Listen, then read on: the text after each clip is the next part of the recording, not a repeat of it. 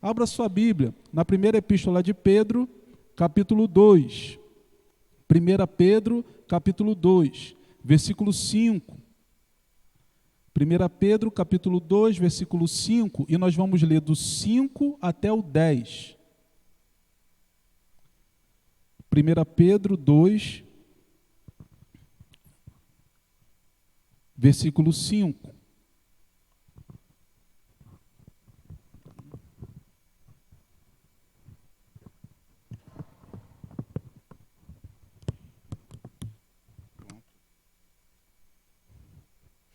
Você que achou, diga amém.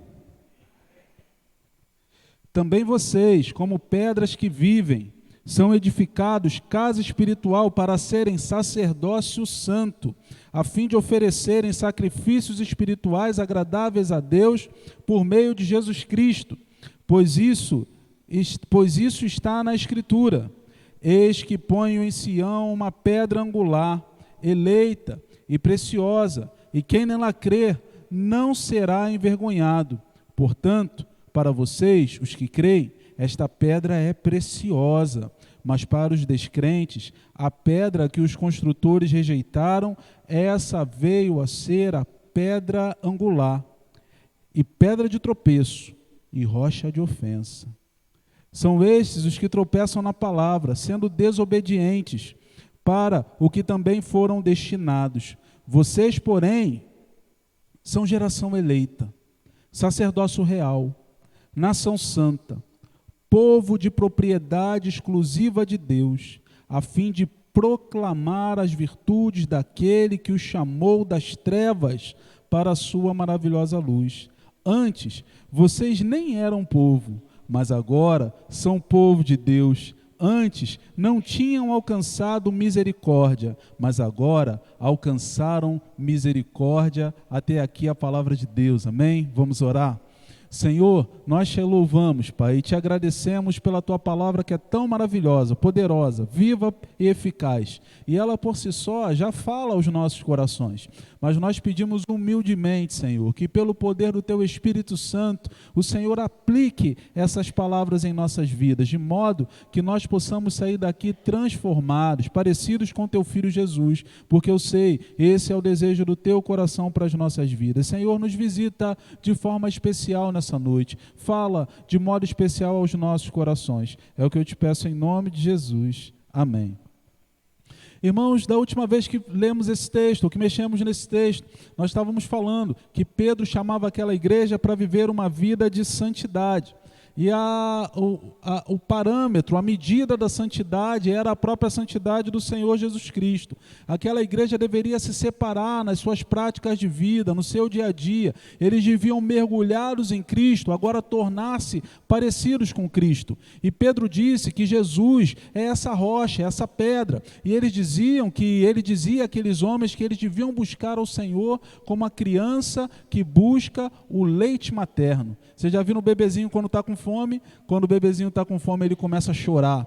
Quando o bebezinho está com fome, ele começa a clamar pelo alimento, pelo leite da mamãe, e ele só se sacia quando a mamãe dá o leitinho para que ele possa mamar. E ali a fome dele é saciada. Vimos também que existe uma necessidade de nos limparmos, porque Pedro fala da necessidade de limpar, e o autor, o comentarista bíblico, ele fez um comentário dizendo o seguinte: olha, o bebê que chora porque quer se alimentar é um bebê que também chora quando ele está sujo. Então, não adianta você tentar alimentar um bebê quando ele está sujinho. Parece que primeiro você tem que dar um banhozinho, limpar o bebê e aí sim alimentá-lo. Isso quer dizer que para que nós nos enchamos de Deus, para que nós venhamos ficar cheios de Deus, é necessário que nos esvaziemos daquilo que incomoda a Deus, daquilo que não é vontade de Deus, palavras, vídeos, ações, conversas, coisas que fazemos que não são da vontade de Deus, sabe? O Senhor, Ele não vive, Ele não convive com a impureza. Não dá para eu ter uma vida pura no domingo e uma vida impura na segunda-feira, terça, quarta, quinta, sexta. Não. O que o texto estava dizendo para a gente é que para que sejamos de fato cheios de Deus, é necessário que nos esvaziemos daquilo que é mal. E nos esvaziando daquilo que é mal, agora nós nos enchemos de Deus. Pedro, a partir disso, começa a edificar ou a chamar aquela igreja a se tornar uma edificação poderosa, porque no texto que nós lemos, o apóstolo Pedro começa a fazer uma transição. Ele estava falando de bebê recém-nascido, um bebezinho. Agora ele começa a falar sobre pedras e edifícios. Ele começa a falar sobre construções, sobre edificações. Ele diz que, na verdade, nós somos pedras vivas. O que é isso? O que é ser pedra viva? Pedro, o apóstolo, ele entende de pedra. O nome dele, o apelido dele era justamente esse, era Cefas, né? Era pedra. O nome dele de verdade era Simão, mas Jesus o chamou dessa forma, o chamou de Brita, o chamou de Pedrinha. E Pedro, aquele que recebeu a responsabilidade de liderar o colégio apostólico num primeiro lugar. E ele de fato era o líder, ele era quem ia à frente. Pedro edificou a sua vida na rocha, na pedra que é Jesus. Então ele se tornou uma pedra sólida, porque a vida dele estava edificada em Jesus. Foi com ele que Jesus teve aquela conversa que falava: olha, tu és Pedro, e sobre essa pedra edificarei a minha igreja. Se você fizer uma leitura atenciosa desse texto, você perceberá que Pedro, um pouquinho antes, tinha dito assim: tu és o Cristo, o Filho do Deus? Jesus respondeu então: tu és Pedro, sobre essa pedra edificarei a minha igreja. Nós entendemos que o texto diz o seguinte: a pedra sobre a qual Jesus estava edificando a igreja não era um homem, mas era a afirmação de Pedro: Cristo, o Filho do Deus vivo. É sobre esse alicerce que a igreja está edificada. São sobre esses ensinamentos que a igreja está edificada. Os ensinamentos dos apóstolos, os ensinamentos dos profetas, os ensinamentos daqueles homens que no passado foram inspirados por Deus. Pedro é alguém que entende de pedra. Irmãos, num dia como hoje, domingo pela manhã, Pedro saiu correndo. Pedro saiu correndo para o sepulcro.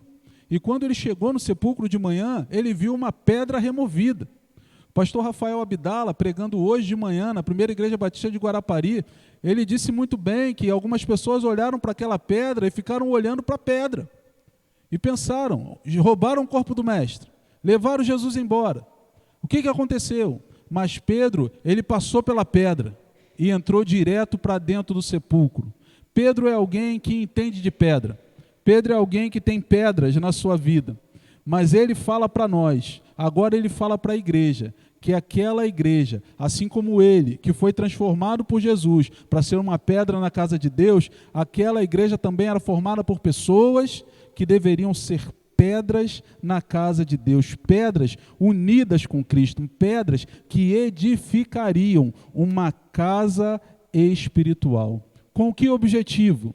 Com o objetivo de glorificar ao Senhor, com o objetivo de ser um luzeiro, de ser um sinal, de ser luz na terra, de apontar para Deus. Mas apontar para Deus em que situação? Você vai se lembrar, porque você lembra do contexto. Apontar para Deus em meio a situações de sofrimento. Aquela igreja não passava por um bom período. Não passava por um momento bom na história. Na verdade, aquela igreja era ameaçada. Dali a um pouquinho, a perseguição seria intensificada. Então, Pedro, através das suas palavras, ele dizia àquela igreja que ela devia permanecer firme, que ela não devia vacilar, porque quando em meio às nossas tribulações, nós permanecemos firmes no Senhor, nós damos um testemunho poderosíssimo daquilo que Deus é e daquilo que Ele faz nas nossas vidas. Ah, meu irmão, seguir ao Senhor quando está tudo bem é relativamente fácil. Seguir ao Senhor quando na sua vida funciona tudo, ou tudo está dando certo, de acordo com aquilo que você pensa, é relativamente fácil. Mas o nosso Deus é aquele que Ele não quer que nós vivamos uma vida de procrastinação. Ele não quer que nós vivamos uma vida de declínio. Ele quer que nós vivamos uma vida de crescimento. E para vivermos uma vida de crescimento não existe uma outra fórmula. A fórmula para crescer envolve o sofrimento. Envolve passar por problemas, envolve passar por tribulações. Todos nós passamos e passaremos por tribulações. A tribulação tem algo interessante, porque ou nós estamos saindo dela, estamos saindo da tribulação e você dá glória a Deus, porque você está saindo da prova, ou nós estamos entrando nela. Você pode estar entrando na tribulação nesse momento e você pede ao Senhor graça e misericórdia, porque você está entrando nela ou você está no meio dela. Mas nós não somos inertes, nós não somos alheios. Todos nós passamos por problemas e por aflições, mas o que Pedro está dizendo para aquela igreja é que quando eles são pedra, quando eles são filhos de Deus, quando eles estão edificados, quando eles são casa edificada do Senhor e para o Senhor, eles conseguem passar pela tribulação glorificando o nome do Senhor. Que tribulação você tem atravessado em sua vida? Que problema você tem atravessado? Como é que está a sua saúde? Como é que está a sua vida financeira? Como é que está a vida dos seus filhos, dos seus pais? Todos nós passamos por muitas questões nas nossas vidas, mas uma notícia boa que eu tenho para você é: nós não passamos por nenhuma dessas situações sozinhos. Nós passamos por essas situações com o Senhor ao nosso lado, e é Ele que nos sustenta, é Ele que nos guia, é Ele que nos guarda, é Ele que nos dá forças. Essa semana eu conversava com uma pessoa que passou por uma situação muito difícil, situação hospitalar, e ela disse: olha, eu não sei de onde tirava forças para passar por esse problema. Eu sei, aquela pessoa é uma pessoa crente em Jesus.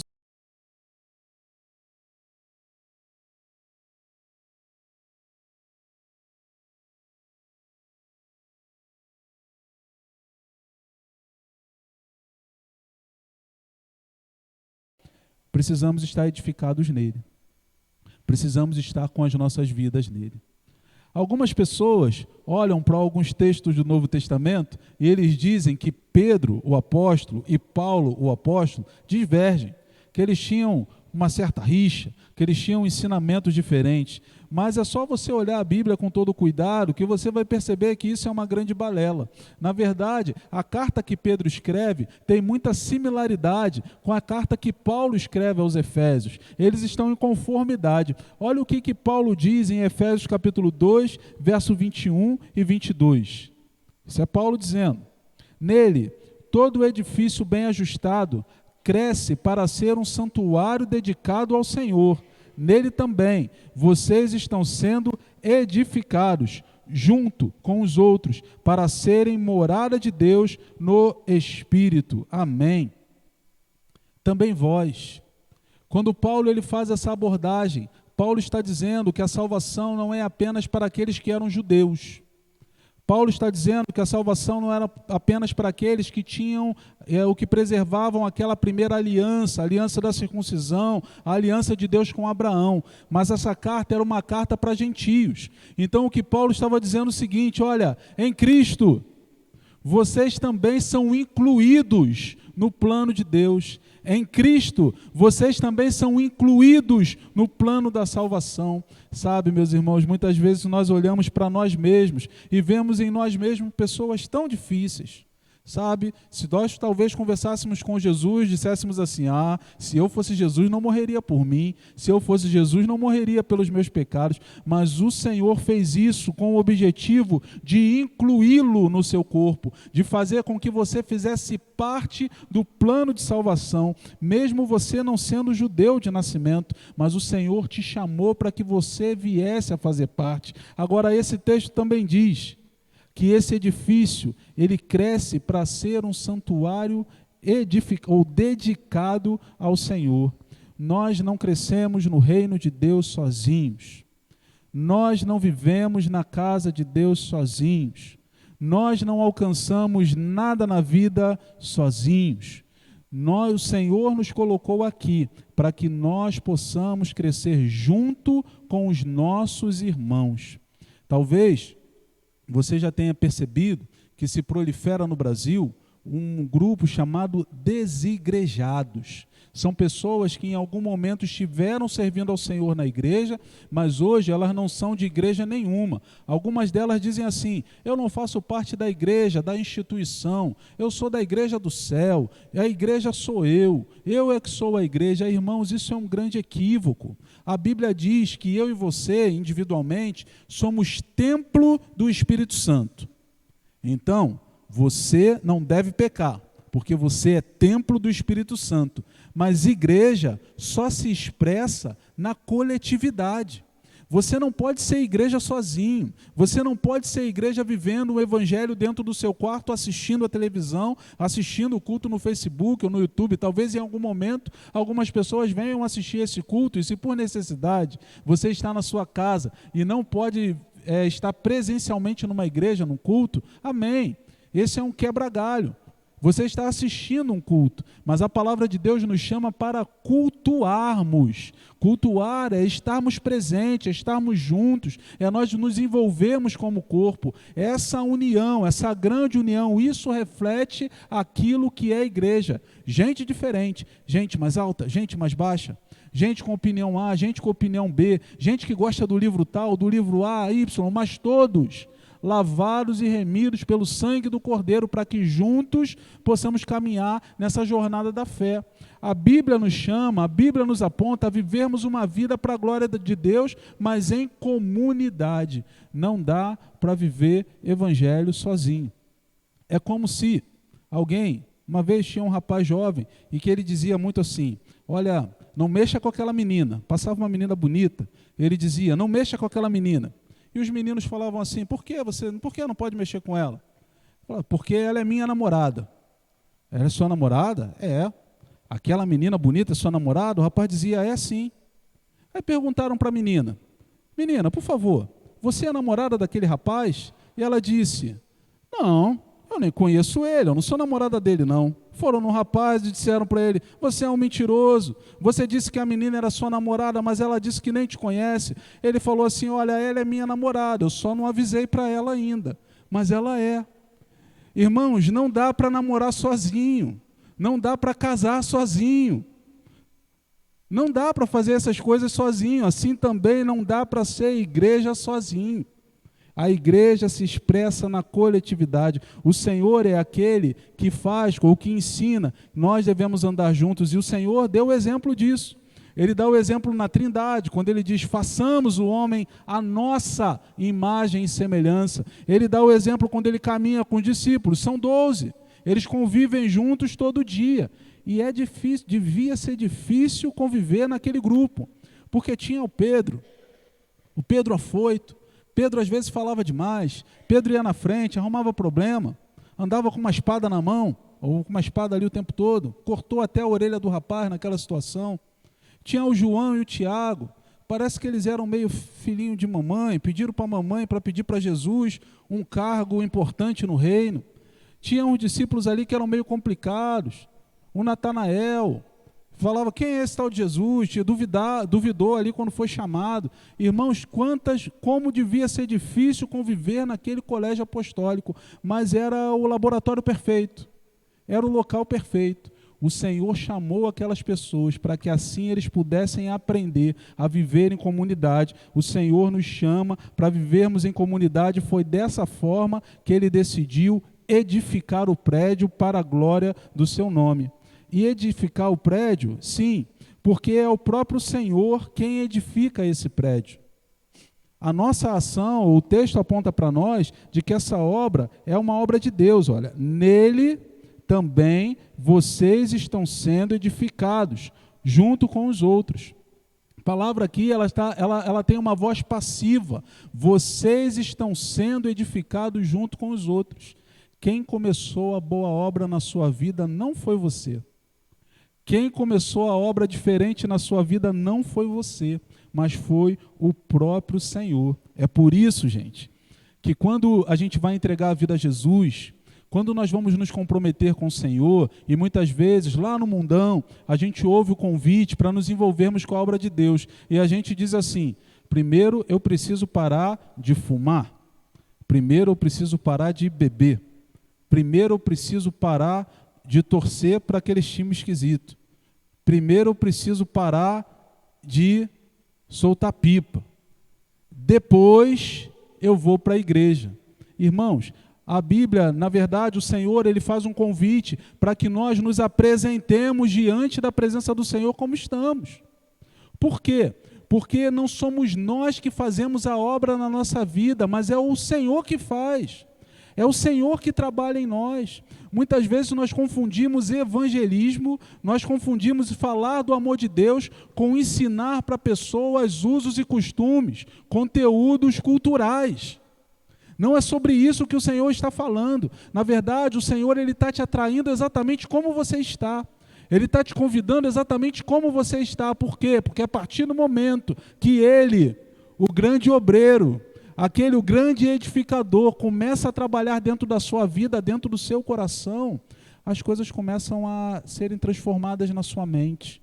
Você começa a pensar diferente, você começa a olhar diferente, os seus hábitos começam a ser transformados. Aquele que roubava, ele não rouba mais. Aquele que adulterava, ele não adultera mais. Aquele que mentia, não mente mais. Por quê? Porque ele faz um esforço grande para não fazer? Na verdade, não. O esforço que ele faz é para se submeter a Cristo, porque o próprio Espírito Santo está trabalhando na vida dele. Então, através da vida desse homem, agora o Espírito Santo começa a glorificar ao nome de Jesus. E como ele faz isso? Através das nossas ações. Mas é ele quem faz. É como se você estivesse andando e daqui a pouco você nem percebe como você está andando, o que você está fazendo, porque aquilo já se torna automático dentro de você, porque é obra de Deus, não é obra de homens. O Senhor está comprometido com essa obra na vida de todo crente. O Senhor colocou na cabeça dele que ele vai fazer com que os crentes sejam parecidos com Jesus. Então, se você tem um temperamento muito forte, se você tem uma língua que às vezes você não controla, se você tem algumas ações que você não controla na sua vida, mas você é crente, o Senhor colocou na cabeça dele que vai tornar você parecido com seu filho Jesus. E ele está trabalhando na sua vida. Amém? Você pode dizer assim para o seu irmão, olha, Deus está trabalhando na sua vida. Eu sei. Amém. Unidos com Cristo, edificados por Ele, nós somos uma morada, uma tenda. Nós somos uma construção vinda da parte do Senhor, mas que não é definitiva ainda, ou não é uma obra acabada, melhor dizendo. O Senhor continua trabalhando em nós. Irmãos, quando entregamos a vida a Jesus como nosso único e suficiente Salvador, nosso pecado é perdoado. A lista está limpa. O Senhor nos perdoa pelo nosso pecado e pelo fato de sermos pecadores. Ele perdoa. Mas ainda existe uma ação do pecado na nossa vida, porque ainda temos uma inclinação para aquilo que é mal. Então, o Espírito Santo continua agindo em nós, ele continua trabalhando no nosso ser, para tirar, para nos salvar desse pecado, para nos salvar dos maus hábitos, para nos salvar daquilo que nos afasta de Deus. O nome disso, nós damos a isso o nome de santificação. Esse processo de santificação, ele vai acompanhar a nossa vida até a morte. Porque quando morrermos, nós estaremos diante da presença do Senhor, receberemos um corpo transformado que não tem mais inclinação por aquilo que é pecado. Então nós fomos salvos no momento da conversão, nós somos santificados enquanto caminhamos pela vida, e nós receberemos uma salvação efetiva quando estivermos com o nosso Senhor em glória. Por isso, irmãos, que nós como crentes não temos esperança apenas nessa vida. Nós queremos que todas as doenças sejam curadas? Sim ou não? Sim. Nós queremos que todos os problemas sejam resolvidos, que não hajam mais acidentes? Queremos. Mas, irmãos, ainda que isso aconteça, por algum motivo ou de alguma forma, todos nós ou partiremos para a eternidade ou veremos o Senhor vindo em glória. Essa nossa vida, ela é finita, ela se findará, ela vai terminar. Mas quando nós entregamos a vida a Jesus como o único e suficiente Salvador, nós não temos uma esperança apenas no hoje, no aqui e agora. Na verdade, a nossa esperança vai além, a nossa esperança aponta para a eternidade, porque nós sabemos que viveremos uma vida eterna na presença do nosso Deus. A nossa vida aqui na terra é uma neblina, é uma fumaça, ela é passageira. Você pode viver 100 anos aqui na terra, 110 anos, 120 anos. Nós temos uma irmã aqui da igreja que esse ano, se não me engano, ela completará 103 anos. É vida longa. Aqui em Marechal o pessoal tem vida longa, é a água que bebe ali do bebedouro. A água está com gás, pastor? É uma água que vem ali do bebedouro, a vida é longa. Mas ainda que a sua vida seja longa aqui na terra, um dia ela vai se findar e vai começar a vida na eternidade. Então, qual é a nossa segurança, a nossa certeza? É que a obra que Cristo começou conosco aqui, Ele completará na eternidade. Então, nós não podemos nos desesperar. Irmão, o crente não precisa ter medo da morte. O crente não precisa ter medo de fechar os olhos aqui na terra. O apóstolo Paulo ensina, ele diz que se nós esperamos em Cristo apenas nessa vida, ele usa uma palavra forte. Nós somos os mais miseráveis dos homens. Nós não podemos esperar no Senhor apenas nessa vida, não é somente o aqui e agora, mas é o para além, é aquilo que é eterno. O Senhor está nos preparando, nos edificando, preparando as nossas vidas para a eternidade. Nós somos um prédio. O Senhor está edificando as nossas vidas para a eternidade, mas nós também somos sacerdotes. Sim, o mesmo Pedro que fez a transição de bebê para prédio, agora ele faz a transição de prédio para sacerdote. Olha só, o que o Pedro está querendo dizer ali para aquela igreja, que não é apenas uma função estática, não é apenas um edifício que não se move, mas é uma responsabilidade especial que foi dada por Deus àquele povo. Irmãos, parece que quando você vê esse texto, e o texto famoso é o versículo 10, quando diz assim, olha, o 9, vocês, porém, são geração eleita, sacerdócio real, nação santa, povo de propriedade exclusiva de Deus. Parece que Pedro, ele está com um olhar fixo no Pentateuco. Parece que ele está com um olhar fixo, mais especificamente, no livro de Êxodo. E eu vou explicar para você por quê. O povo de Israel, ele era preso, cativo no Egito. É um fato histórico. O povo de Israel estava preso naquele lugar. Mas Deus, através do homem chamado Moisés, libertou aquele povo. E aquele povo é conduzido agora por uma jornada, por uma caminhada pelo deserto. Naquele deserto, o Senhor começa a ensinar para o povo como eles devem proceder, as leis de Deus, que são leis excelentes, justas, maravilhosas, leis que protegiam o homem, protegiam a mulher, protegiam os animais naquela época. Eram leis extremamente progressistas para os seus tempos. O Senhor deu leis aos povos para que eles pudessem aprender a viver de acordo com a vontade de Deus. E quando Deus ensinava ao povo, o povo de Israel, que era dividido em 12 tribos, o Senhor separou uma tribo e disse para aqueles homens o seguinte: separem-me os levitas no lugar dos primogênitos. Todo primogênito era do Senhor. O primeiro animal era oferecido em sacrifício, o primeiro filho era oferecido ao Senhor, um animalzinho era morto por esse filho, porque todo primogênito pertence ao Senhor. Então o Senhor disse, olha, no lugar de cada primogênito de Israel, eu vou ter os levitas. Quando o Senhor separou aquele grupo de pessoas, não pensem vocês que o Senhor estava falando de músicos, porque hoje, quando falamos de levitas, nós pensamos em músicos. Teve uma igreja que era retiro de carnaval. E o pessoal da igreja estava se preparando para sair. Então, os músicos disseram assim para o pastor: nós não vamos nesse ônibus. Nós precisamos de um ônibus nosso, porque nós vamos ensaiando. Olha o que eles falaram. Então, a igreja precisa alugar um micro-ônibus para nós, porque nós somos os levitas. O pastor, ouvindo isso, falou, olha, o líder da comissão falou, pastor, os levitas disseram que eles não vão no ônibus, porque eles não podem ir misturados, eles precisam ir no ônibus deles. O pastor disse, quem falou isso? Falou, os levitas. O pastor disse, eles não são levitas? Então manda eles irem para o sítio levitando.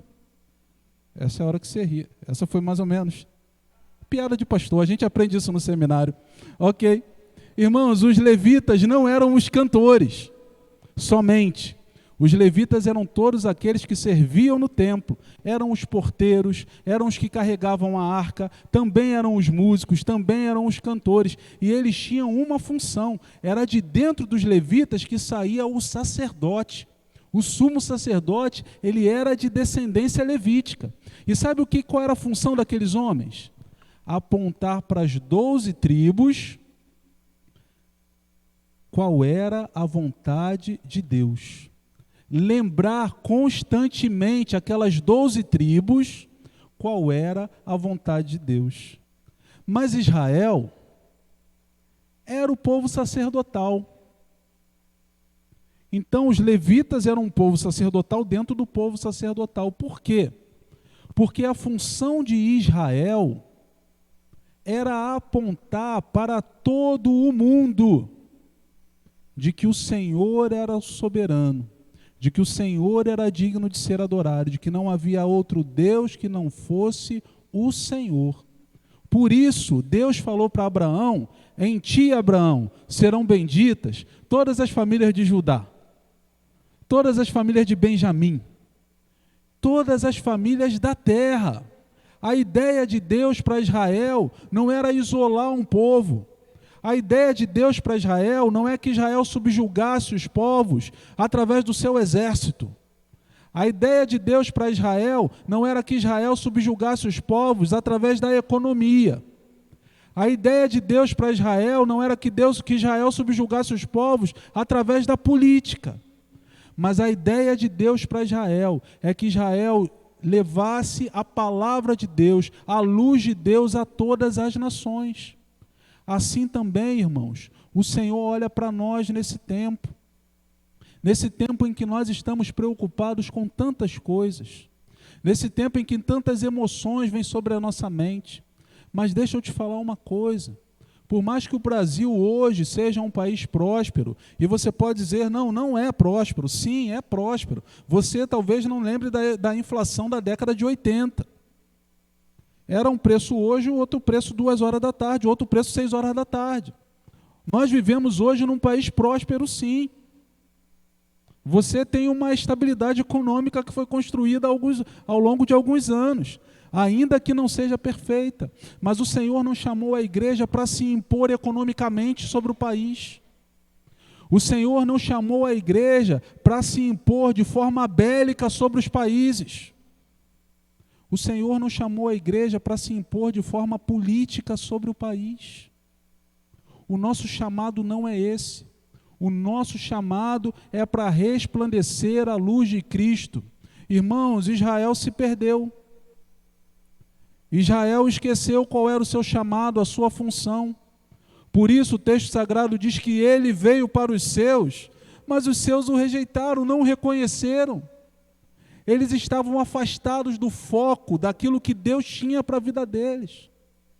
Irmãos, tanta gente se perdendo por causa de política, tantas famílias que não se falam por conta de posicionamentos, como se o Senhor tivesse chamado a igreja para ter um posicionamento A ou B. Irmãos, nós não somos da direita, nós não somos da esquerda, nós não somos do centrão. O nosso partido é Cristo, nós somos do reino, nós pregamos o reino, resplandecemos a luz de Deus para o reino. E quando o pessoal da esquerda erra, a gente aponta porque somos profetas. Quando o pessoal da direita erra, nós apontamos porque somos profetas. Quando o pessoal do centro erra, nós apontamos porque somos voz profética. Mas nós somos do reino de Deus. Nós somos o povo de Deus chamado para ser luz às nações, para iluminar com os valores de Deus aqueles que estão ao nosso lado. Não percamos o nosso foco. Não percamos o senso da nossa visão, da nossa missão. Nós somos edificados por Deus para sermos sacerdotes do Altíssimo, para que dessa forma nós possamos expressar o amor de Deus a todas as nações e aqueles que estão ao nosso redor também. A palavra que Pedro utiliza aqui, quando ele ainda vai falar sobre pedra, é que eram pedras encaixadas, pedras colocadas na outra pedra. Sabe, nós somos como pequenas pedras que agora são encaixadas na rocha que é Jesus. Nós passamos a fazer parte dele. E é por isso que ele nos chama para sermos sacerdotes reais. Vocês são sacerdotes reais. Vocês são raça eleita. A raça de Israel, como já falamos nessa noite, era um grupo de pessoas que haviam descendido de Abraão. Mas através do profeta Oséias, o Senhor fez com que ele casasse com uma mulher de má fama. E ele casou-se com aquela mulher. E ele teve filhos com ela. E um desses filhos, o Senhor disse assim: chame-o de esse não é meu povo. Esse foi o nome que Deus colocou no menino. Esse não é meu povo. Mas, no desenrolar daquela história, depois você pode ler Oséias com calma, a Bíblia diz que Deus chama aquele que não é seu povo para ser seu povo. Deus chama aquele menino que nasceu com o nome de esse não é meu povo, para que ele agora seja povo de Deus. E esse é um sinal, segundo o apóstolo Paulo vai falar lá no livro de Romanos, que Deus está apontando para nós. Aqueles que não somos judeus por descendência, mas o Senhor olha para nós que não éramos seu povo e diz assim: olha, vocês são raça eleita, vocês agora são o meu povo, vocês são o povo adquirido, vocês são sacerdotes do Altíssimo, sacerdócio santo. Santo por quê? Porque eu separei, Kadosh, separei, vocês são separados para mim, vocês são separados por mim. Ah, meu irmão, que coisa boa. Você imagina o Eterno chegando do teu lado e falando assim, falando o seu nome, e dizendo assim, pensa aí no seu nome. E ele fala assim: você é separado para mim. Você é separado para mim. Quem precisa de validação diante de uma palavra como essa? Quem precisa de reconhecimento externo diante de uma palavra como essa? O texto que nós lemos diz que o próprio Jesus foi a pedra rejeitada pelos edificadores, mas aceita por Deus. Irmãos, às vezes o mundo vai te rejeitar, porque você não tem um comportamento A ou porque você não tem um comportamento B. O mundo vai tentar te tirar. As pessoas vão dizer que você não é legal para estar juntos, mas irmãos, mais vale agradar a Deus do que aos homens. Mais vale ser validado pela palavra do Senhor do que ser validado pela palavra dos homens. Então permaneça firme porque você é uma pedra santa, sacerdote, separado e colocado, incrustado em Jesus, para que você continue na caminhada cristã. Para quê, pastor? Você pode perguntar, para quê? O texto é claro, ele vai dizendo aqui: a fim de proclamar as virtudes daquele que vos chamou das trevas para a sua maravilhosa luz. O Senhor tem um objetivo para você, o Senhor tem um propósito para você, e não é qualquer propósitozinho, não. Não é qualquer coisinha, não. O Senhor, Ele olha para você, sabe que você é uma potência, meu irmão. Que você é uma potência, minha irmã. O Senhor sabe que você é alguém que nas mãos dEle pode fazer com que o inferno seja sacudido, com que os sistemas sejam abalados, sabe? Ele olhou para um homem chamado Martinho Lutero e no lugar certo, na hora certa, no momento específico da história, ele entendeu que aquele homem poderia trazer toda aquela geração a pensar e a amar as Escrituras Sagradas. E a entender que para relacionar-se com Deus não se precisava de um intermediário, porque o intermediário era o próprio Deus, era Jesus. O Senhor, Ele olhou para Martin Luther King e num momento, num ambiente de segregação racial, Ele levantou aquele homem como voz profética para dizer que não à segregação racial, para lutar contra o racismo e para conquistar diversos direitos. O Senhor levantou homens como Moody, o Senhor levantou pessoas que espalharam o Evangelho por todo o mundo, pessoas simples, pessoas humildes, mas que impactaram e transformaram os seus contextos, as suas famílias, as suas gerações. Assim também o Senhor olha para você, humilde, simples. A Bíblia fala, quando Deus fala com Israel, você, povozinho de Jacó, vermezinho de Israel. Por mais que essas palavras pareçam estranhas, mas Deus estava falando com carinho, Ele estava dizendo: vem cá, meu povinho, vem cá, meu bichinho, vem cá, fica pertinho de mim, eu amo vocês, sabe? Por mais que nós sejamos pequenininhos, irmãos, o Senhor te escolheu para fazer diferença na sua casa, para fazer diferença na sua geração, para fazer diferença aonde quer que Ele tenha mandado você. Ele te chamou para anunciar as virtudes do reino da luz, para tirar pessoas das trevas e trazê-las para o reino do Filho do seu amor. Não se furte. Não se esquive. Existem pessoas aqui que foram enviadas por Deus para Faetec, aqui em Marechal, ou lá em Quintino. Você é missionário de Deus nesse lugar.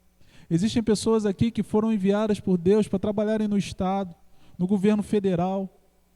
Existem pessoas aqui que foram enviadas por Deus para morarem em Deodoro, Guadalupe, Marechal Hermes. Sim, você foi enviado por Deus.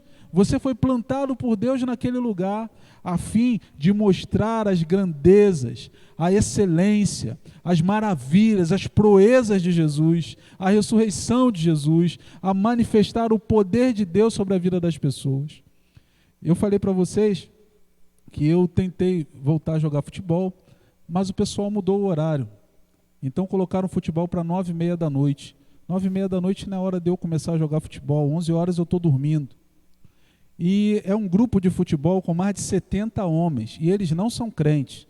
Então, você que é homem, assim como eu, você imagina um grupo de futebol com mais de 70 homens que não são crentes. Dá bom não, né, gente? Tem que silenciar e apagar o grupo toda hora. Toda hora você tem que apagar. Mas houve ontem uma discussão, porque alguém colocou alguma coisa que ofendia a nossa fé. E um homem que não tem a nossa fé, ele não é cristão, ele disse algo que me chamou a atenção. Ele falou assim: gente, eu não sou cristão, mas você não pode ofender a fé cristã, porque uma coisa ninguém tem como negar. Deus mandou o filho dele para morrer na cruz, e ele morreu. A história diz antes de Cristo e depois de Cristo. Então Deus mandou o filho dele para morrer na cruz. E outra coisa, Deus ressuscitou o filho dele, porque um monte de gente viu o filho dele ressuscitado. Então, vocês não devem falar mal dos cristãos. Eu falei: irmãos, eu peguei o telefone daquele rapaz, o contato, porque ele é tipo um semi-cristão. Um cristão assintomático. Eu tenho que falar com ele na próxima terça-feira ou no próximo futebol, falar: rapaz, você já é quase cristão, você só não sabe ainda. Deixa eu te ajudar aqui. Irmãos, é fato. O Senhor mandou o filho dele. O filho dele nasceu da Virgem Maria. Aquela mulher era virgem naquele momento. Depois, o texto diz que José a conheceu, teve relação íntima com ela. Jesus teve irmãos, Judas, Tiago, teve irmãs também. A Bíblia fala sobre isso.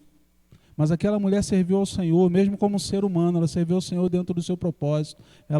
Através dela, o Senhor fez com que Jesus viesse ao mundo. Ele foi morto na cruz do Calvário. Nós temos relatos históricos paralelos que apontam para a morte de Jesus. Ele ressuscitou ao terceiro dia, apareceu a muitas pessoas. Pastor, é mentira, eles inventaram. Irmão, você até pode contar uma mentira, eu também. Mas se alguém disser assim para a gente: vou te matar por causa disso, você vai falar a verdade. Quem queria morrer por causa de uma mentira? Por que Pedro, ao invés de morrer crucificado de cabeça para baixo, ele não disse assim: era tudo mentira, eu estava brincando? Por que Tiago, ao invés de morrer degolado, falou assim: não, segura a espada, eu estava brincando, era brincadeirinha? Por que João, ao invés de ser confinado naquela ilha lá de Patmos até a morte, ele não disse assim: pode me soltar, esse negócio de Jesus era só uma brincadeira? Porque eles encontraram com o Senhor. Eles tiveram um encontro com o autor da vida, e a vida deles foi transformada. Eles já não eram mais os mesmos, eles já não conseguiam olhar para o mundo e para a vida da mesma forma, porque eles tiveram um encontro profundo com o Senhor. Agora eles eram pedras, que eram edificadas na casa de Deus. Agora eles eram sacerdotes do Rei Altíssimo. Eles eram raça eleita, filhos de Abraão, não por causa do sangue, mas por causa da fé. E é esse o convite que o Senhor faz para todos nós nessa noite: sermos edifício do Senhor, sermos sacerdotes do Senhor, sermos raça eleita, povo santo, chamados por Deus, para proclamarmos a grandeza do nosso Deus. Por isso Ele nos fez povo seu. Por favor, feche seus olhos, abaixe a sua cabeça. Eu gostaria que você pudesse meditar nesse tempo e tomar algumas decisões. Que decisões? Decisão de viver na prática o seu sacerdócio. Deus te chamou, irmão. O Senhor te chamou para ser raça eleita. Você que não era povo, você que era distante, você que cometeu o pecado que você cometeu ao longo da vida, o Senhor te chamou. Mediante ao arrependimento, Ele está pronto para purificar a tua vida. Ele tem um lugar para você, Ele tem uma posição para você. A posição é a posição de sacerdote. Aquele que ensina a palavra de Deus a outras pessoas. E Ele fez isso com uma finalidade que é claramente expressa no texto, que é para que você proclame essa palavra a outras pessoas e para que outros ambientes sejam transformados pela vida do Senhor através da sua vida. Medita nisso. Tome decisões nessa noite. Toma a decisão, diz: Senhor, eu vou me comprometer contigo. Às vezes você vem a Marechal, domingo após domingo, o Senhor quer que você se comprometa com Ele. Entregue sua vida a Cristo. Às vezes você ouve a palavra de Deus, você já é até membro da igreja, e você gosta de participar do culto, do louvor, da adoração. Mas, irmão, você é potência. O Senhor investiu em você. Ele tem uma obra muito grande para fazer através da sua vida. Você não pode parar. Você não pode ter medo. O autor da vida, que ressuscitou Jesus dos mortos, o poder da ressurreição está atuando, agindo em você. Você é servo, você é servo. Não tenha medo.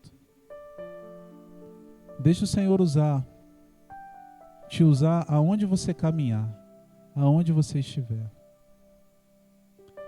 Senhor, eu quero te agradecer, Pai, porque nós não éramos povo.